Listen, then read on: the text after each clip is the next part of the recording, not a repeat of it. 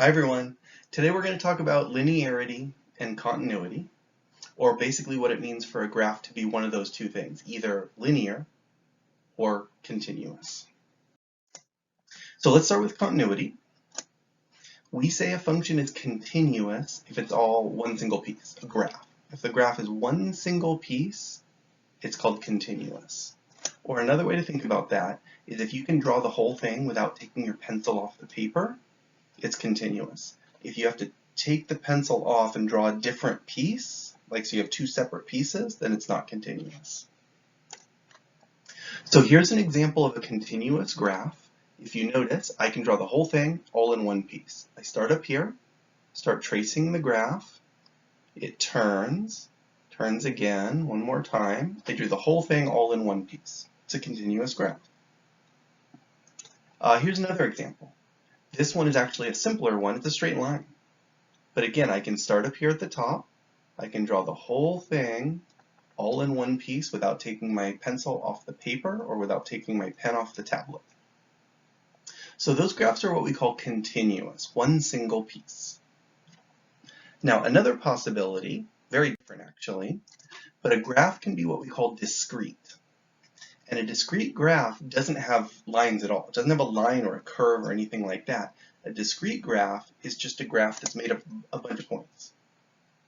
And it's kind of like the one we saw in 3.1 when we were talking about relations. If I make a graph that's just a bunch of points only, the name for that's what we call a discrete graph. Now it can have a whole bunch of points. You can have hundreds or thousands or millions of points, but there will not be any connecting, no lines at all. The third possibility is that it's neither of these things. A graph can be not continuous, but also not discrete.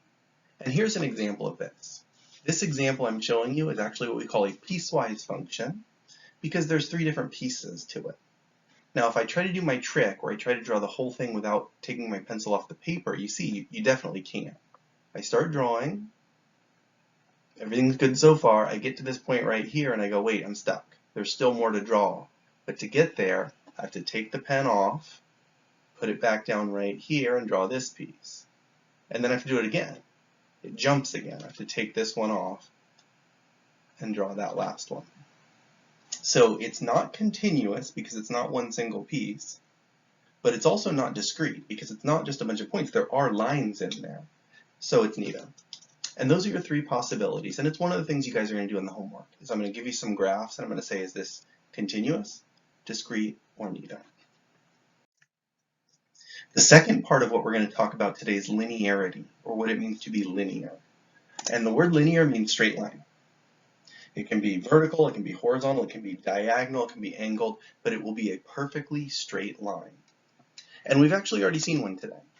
So here's my example, the second example I gave you of a continuous function. This is a linear graph because it's a perfectly straight line.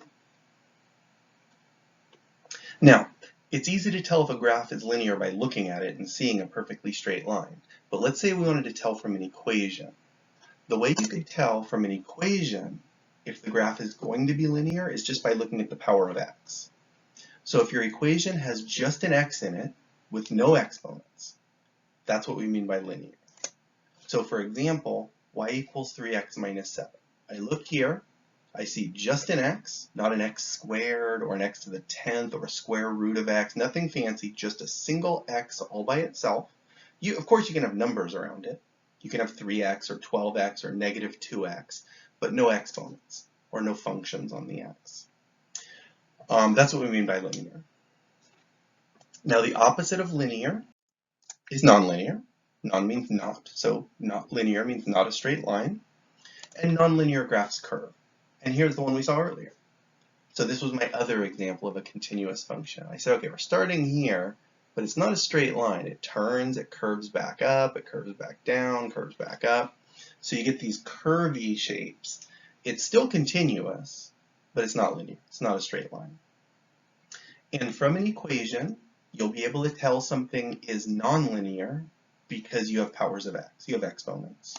So if I give you this equation 3x cubed, cubed means to the third power, minus 2x plus 5, you don't even have to think about it. As soon as you see this x cubed, you know immediately the graph is not a straight line. It's going to curve. It's going to turn.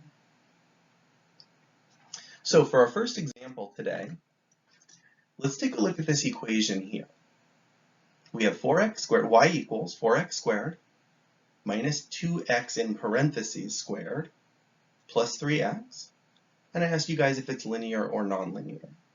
Now your first thought might be, okay, well he just told me if I see exponents, it's nonlinear.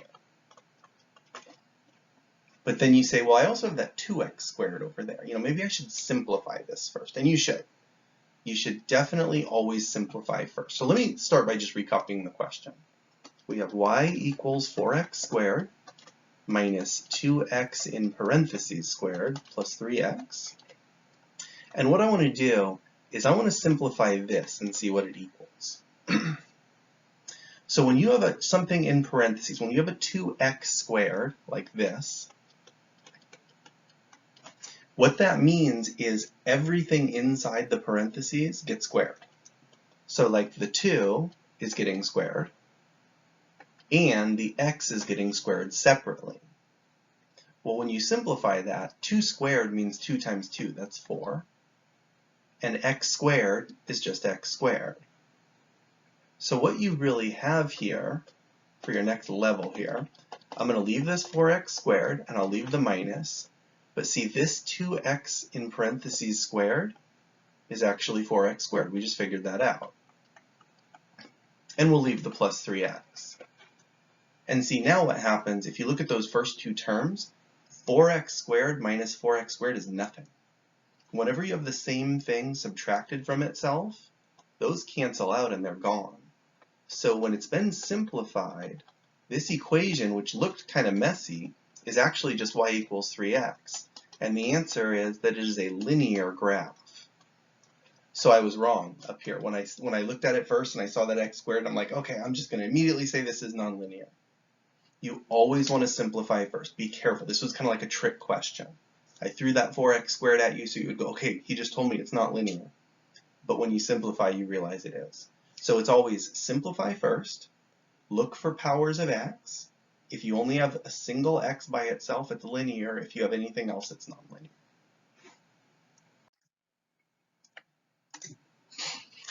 Okay, so let's say we have not an equation, but an xy table, or like points.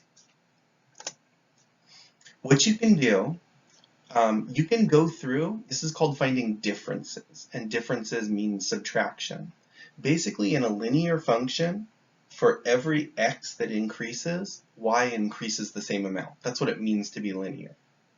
So, if you're working through a linear function backwards, when you subtract the y's, you should get the exact same thing every time. That's how you can test to see if it's linear.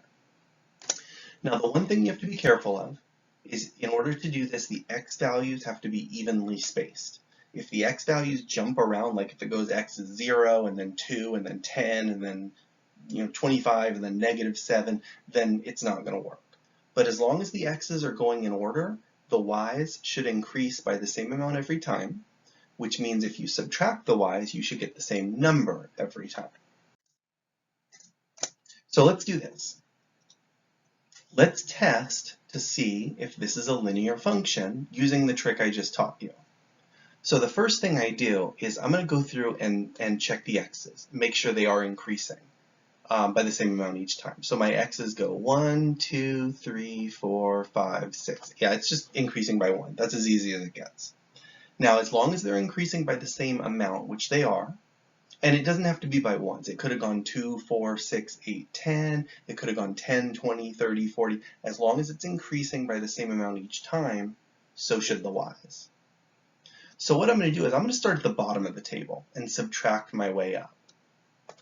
I'm going to go 11 minus 8, that would be 3.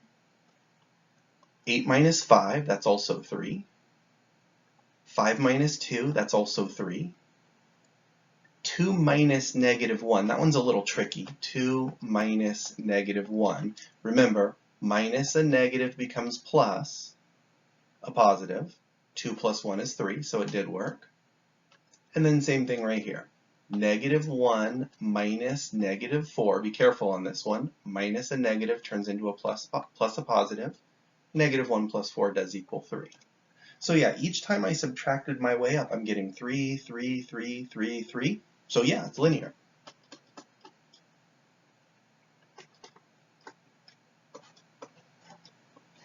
And that's a good way you can check from a table.